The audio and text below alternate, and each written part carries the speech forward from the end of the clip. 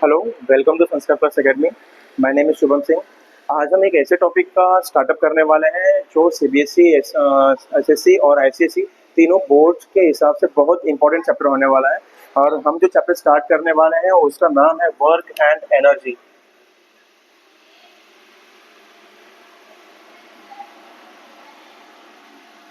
अब ये this chapter is particular divided into two parts या टू टाइप्स बोल सकते हो, वर्क एंड एनर्जी। तो सबसे पहला जो पार्ट्स होने वाले हैं इसके, हम पढ़ेंगे वर्क के बारे में। वर्क बोलो या वर्क डन बोलो, आपको कॉन्सेप्ट वही होना चाहिए कि सबसे पहला क्वेश्चन आता है इस टॉपिक के ऊपर कि व्हाट इज वर्क डन। तो जैसे अगर मैं किसी की बात करूं, मैं किसी चीज को पुल कर रहा हूं, मैं किसी चीज को पुश कर रहा हूं, लिफ्ट अप कर रहा हूं या पुल डाउन पुश डाउन कर रहा हूं मैं, तो इन सब में क्या हो रहा है? वर्क हो रहा है। हम कोई भी चीज कर रहे हैं, कोई भी एक्टिविटी कर रहे हैं, वो सब क्या है? Type of example. तो सिंपल सा वर्क डन का डेफिनेशन क्या हो जाएगा कि work done is said to be done when applied force causes displacement of the object। इसका मीनिंग ये है कि अगर आप किसी चीज के ऊपर फोर्स लगा रहे हो और उस फोर्स की वजह से अगर डिस्प्लेसमेंट होता है, अगर उस ऑब्जेक्ट डिस्प्लेस हो रहा है, एक जगह से दूसरी जगह पे शिफ्ट हो रहा है, तो उसको ही बोलोगे आप वर्क डन। अगर इसको सिंपल ड्रामेटिक फॉर्म से बताऊं मैं, तो ये बनेगा, सपोज ये मेरा वर्क डन है और इस सॉरी ये मेरा वर्क ऑब्जेक्ट है और इस ऑब्जेक्ट के ऊपर आपने क्या किया? एक फोर्स लगाया है, तो वर्ड राइट फोर्स लगा है। तो डेफिनेटली ये ऑब्जेक्ट किसी पॉइंट, अगर ये पॉइंट ए पे है, ये शिफ्ट होकर पॉइंट बी पे ट्रैवल करेगा, ये पॉइंट शिफ्ट पे डिस्प्लेस होकर जाएगा ये। तो जब ये ऑब्जेक्ट ए से बी पे जाएगा तो इसी प्रोसेस को आप बोलते हो वर्क डन। क्या बोलते हो? Work done. तो इसका सिंपल सा बेसिक सा फॉर्मूला आता है जो आपने बचपन में पढ़ा है, एफ इंटू एस। तो डब्ल्यू का फॉर्मूला हो जाएगा F into S. Work done is equal to force into displacement. अगर मेरे को इसका फॉर्मूला पता चल गया है तो मैं इसका यूनिट भी लिख सकता हूँ। तो इसका यूनिट हो जाएगा, तो डब्ल्यू का यूनिट हो जाएगा फोर्स। हमको पता है फोर्स का यूनिट होता है न्यूटन और डिस्प्लेसमेंट का यूनिट होता है मीटर। तो अगर इसको शॉर्ट में लिखना है तो ये बन जाएगा न्यूटन मीटर। और इसी शॉर्ट न्यूटन मीटर को हम कभी कभी बोलते हैं जूल। क्या बोलते हैं? जूल। और जूल को लिखते हैं शॉर्ट फॉर्म एस जैसे। अब ये जो जूल है, joule is a SI unit. Joule क्या है? एसआई यूनिट है। अगर जो एसआई यूनिट है तो उसका सीजीएस यूनिट भी होना चाहिए। तो जूल का जो सीजीएस यूनिट होता है वो होता है अर्ग। वर्क का जो सीजीएस यूनिट होता है वो होता है अर्ग। और ऑलवेज रिमेंबर, अर्ग को लिखते हैं small E R N G से। और रिलेशन आता है, रिलेशन बिटवीन जूल एंड अर्ग। तो इसका आंसर हो जाएगा 1 joule is equal to 10 power 7 erg. ये आप 1 मार्क के क्वेश्चन के लिए याद रखेंगे, ये बहुत इंपॉर्टेंट है। 1 joule is equal to 10 power 7 erg. तो यहाँ तक का तो बेसिक था। हमने वर्क डन के बारे में देखा कि वर्क डन क्या होता है। कि वर्क डन, अगर आप किसी ऑब्जेक्ट के ऊपर आप फोर्स लगा रहे हो, उस जैसे आप फोर्स लगाओगे उस ऑब्जेक्ट के अंदर डिस्प्लेसमेंट होगा। और आप सबको पता है एस फॉर डिस्प्लेसमेंट। तो जब डिस्प्लेसमेंट हुआ तो इसी हम कंडीशन को बोलेंगे वर्क डन हो रहा है। और वर्क डन का फॉर्मूला हमारे पास है एफ इंटू एस। और हम जब भी हम फॉर्मूला लिख लेंगे, डेफिनेशन लिख लेंगे, डेफिनेशन के बाद हमको हमेशा यूनिट लिखना है। तो यूनिट क्या हो जाएगा? सॉरी, डेफिनेशन के बाद हमको फॉर्मूला लिखना है, फॉर्मूले के बाद यूनिट लिखना है। तो वर्क डन का यूनिट हो गया न्यूटन मीटर। न्यूटन मीटर को ही हम जूल बोलते हैं। और ये जूल जो है ऐसा यूनिट है और इसका सीरियस यूनिट होता है अर्ग। जूल और अर्ग में रिलेशन होता है 1 joule is equal to 10 power 7 erg. Always remember. हम एक दूसरे कंडीशन के ऊपर शिफ्ट करते हैं कि अगर मैंने इसमें माना कि मेरा जो फोर्स था नॉर्मल सरफेस के पैरेलल था। अगर मैं सरफेस की बात करूं, मैं ये अगर सरफेस है तो सरफेस के पैरेलल में था। अगर मैं बोलूं कि अगर एक कंडीशन ऐसा ले लूं कि सपोज ये मेरा ऑब्जेक्ट है and suppose this object is kept on a surface, एक सरफेस पे रखा गया है और मैं क्या कर रहा हूं, मैं जो whatever force I am going to apply is making a certain angle. एक सर्टेन एंगल पे है फोर्स।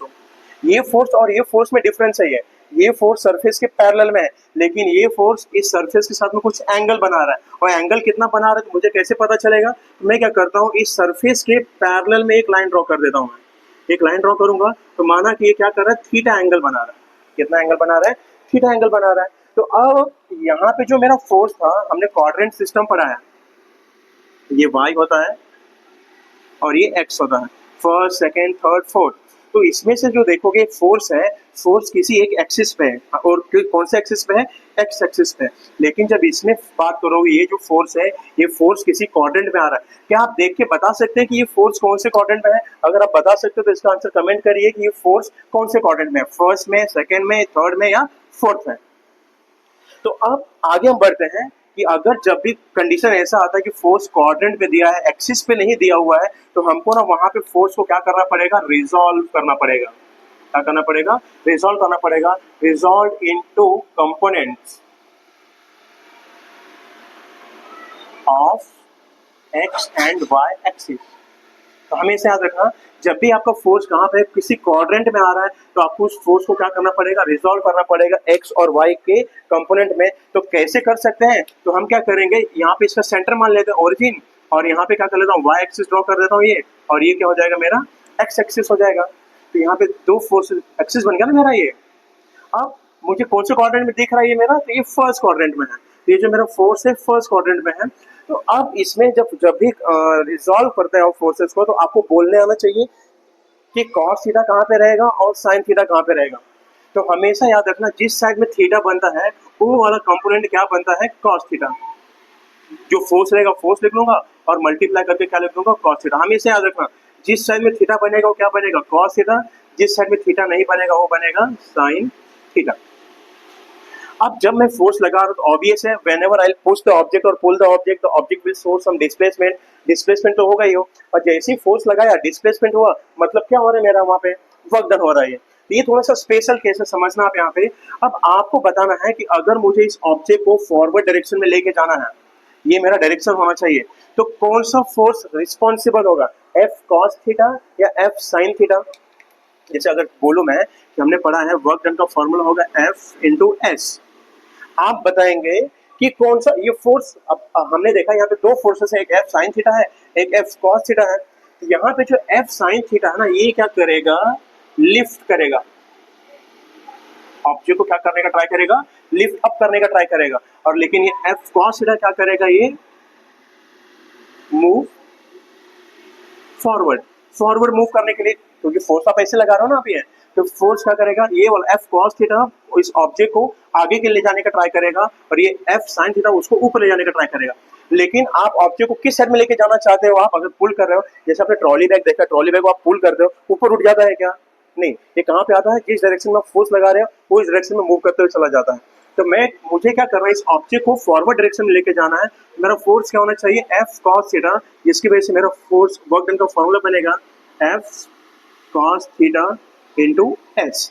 इसी को हम शॉर्ट में लिख सकते हैं W is equal to F S cos theta. तो अगर आपसे कोई पूछेगा कि what is formula for work done, तो आपको आना चाहिए फॉर्मूला फॉर वर्क डन क्या होता है? F S cos theta. अब इसको आप इक्वेशन स्टार बोल दो। इक्वेशन स्टार हम उसको बोलेंगे जो बहुत इंपॉर्टेंट टॉपिक होने वाला है। तो ये हमारा जो टॉपिक है, जैसा कि हम स्पेशल केस देख रहे थे अभी तक, तो उसमें से इस स्पेशल केस से हमारे पास एक फॉर्मूला जनरेट हुआ W is equal to F S cos theta. अब इस ही कंडीशन के ऊपर से हमें पास तीन केसेस जनरेट होते हैं। उसमें से सबसे पहला केस होगा, हम लेते हैं केस 1। अब ना ये जो भी केसेस ले रहे हैं हम अच्छा, ये जो फोर्स है ना, ये जो इक्वेशन आया, इक्वेशन से दो कंडीशंस बनते हैं, मतलब जो केसेस बनेंगे दो टॉपिक के ऊपर बनेंगे। उसमें से बनेगा angle between F and S. अब ना angle between F and S से ही मेरे क्या होंगे? केसेस डिसाइड होंगे। तो इसके हिसाब से कि एफ और एस के बीच का क्या एंगल, मतलब मुझे इस एंगल का वैल्यू कितना है, उसके हिसाब से तीन केसेस जनरेट होंगे, जिसको हम बोलते हैं केस 1। पहला केस लेते हैं, जैसे अगर मैं बोल दिया ये मेरा ऑब्जेक्ट है और इस ऑब्जेक्ट के ऊपर मैं फोर्स लगाऊंगा, तो डेफिनेटली है ये, सो इसका डिस्प्लेसमेंट कहाँ पे होगा? इस डायरेक्शन में होगा। ये डिस्प्लेसमेंट भी इसी डायरेक्शन में होगा।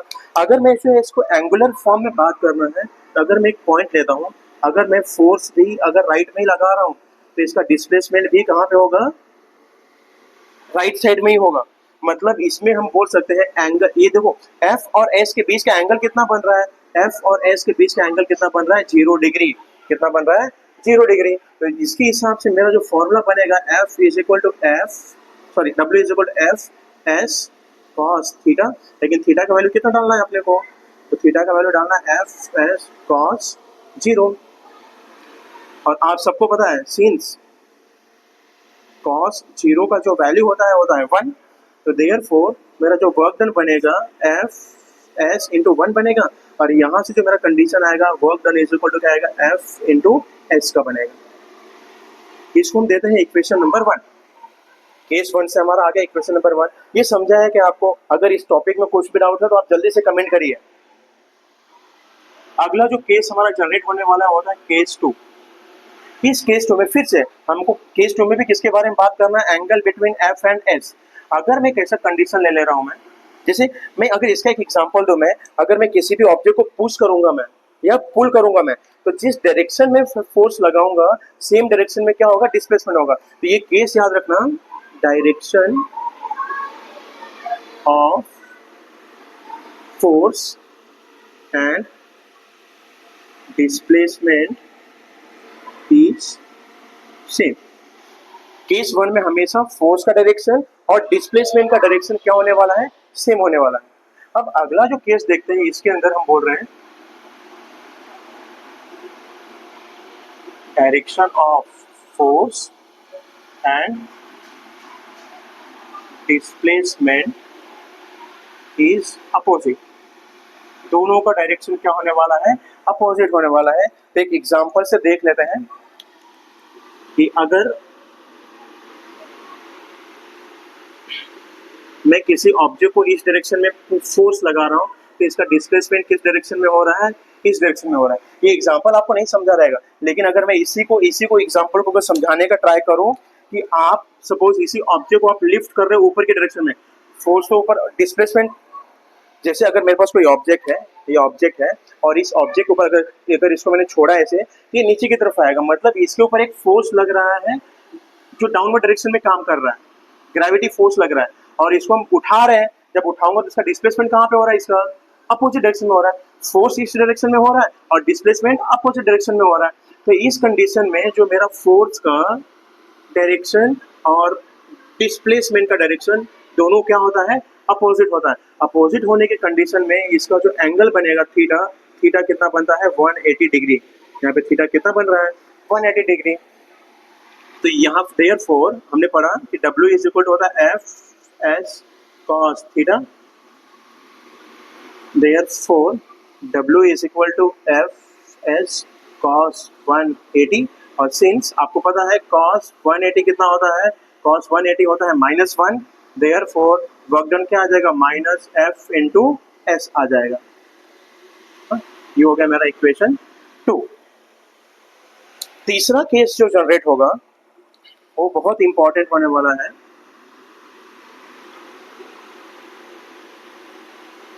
केस 3। अब केस 3 में हम बोल देते हैं कि angle between F and S is 90 degree. 90 degree कैसे 90 डिग्री, जैसे अगर हम अज्यूम करते हैं कि कोई सैटेलाइट है और सर्कुलर ऑर्बिट में रिवॉल्व कर रही है। आपको पता है सैटेलाइट क्या करती है, सर्कुलर ऑर्बिट में रिवॉल्व कर रही है। अब जब सर्कुलर ऑर्बिट में रिवॉल्व कर रही है तो हमको पता है सर्कुलर मोशन होने के लिए एक फोर्स चाहिए रहता है, जिसको आप सेंट्रीपिटल फोर्स बोलते हो। क्या बोलते हैं, सेंट्रीपिटल फोर्स। सेंट्रीपिटल फोर्स लग रहा है इसके ऊपर, और अगर इसी पॉइंट पे से अगर ये एस्केप करने का ट्राई करेगा तो इसका डिस्प्लेसमेंट कहाँ पे होगा, किस डायरेक्शन में होगा। ये तो एफ और एस के बीच में कितना एंगल बन रहा है, 90 डिग्री बन रहा है। तो यहाँ पे थीटा का वैल्यू कितना है, 90 डिग्री। अब इस कंडीशन के हिसाब से अगर मैं लूंगा तो F is equal to W is equal to F S cos theta, और डब्ल्यू इज इक्वल टू बनेगा F S cos 90। Since cos 90 का वैल्यू होता है 0, देयरफॉर वर्क डन कितना आ जाएगा, 0। ये हो गया हमारा थर्ड इक्वेशन। अब इक्वेशन 1, 2 और 3 से हमें ये चीजें समझ में आती हैं कि 3 टाइप के वर्क डन हो सकते हैं। हमने देखो, आप इक्वेशन को ऑब्जर्व करो, इक्वेशन 1, इक्वेशन 2 एंड इक्वेशन 3। ये जो तीनों इक्वेशन जनरेट हुए हैं फ्रॉम इक्वेशन स्टार से आए, W is equal to F into S cos theta.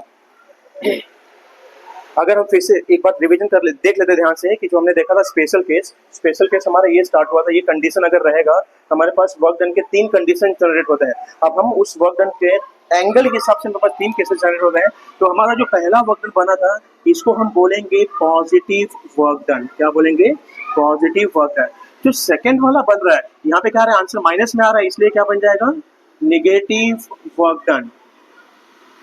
ये बनेगा नेगेटिव वर्क डन। और जो सबसे लास्ट वाला है जिसमें एंगल 90 डिग्री है, यहाँ पे आंसर 0 आ रहा है, इसलिए क्या बनेगा? 0 वर्क डन। क्या आपको अभी तक तीनों पॉइंट समझे हैं? अगर नहीं, जो भी पॉइंट में अगर आपको कंफ्यूजन है आप जल्दी से कमेंट करिए और उसके आंसर्स जल्दी से जल्दी मैं बताने का ट्राई करूंगा मैं।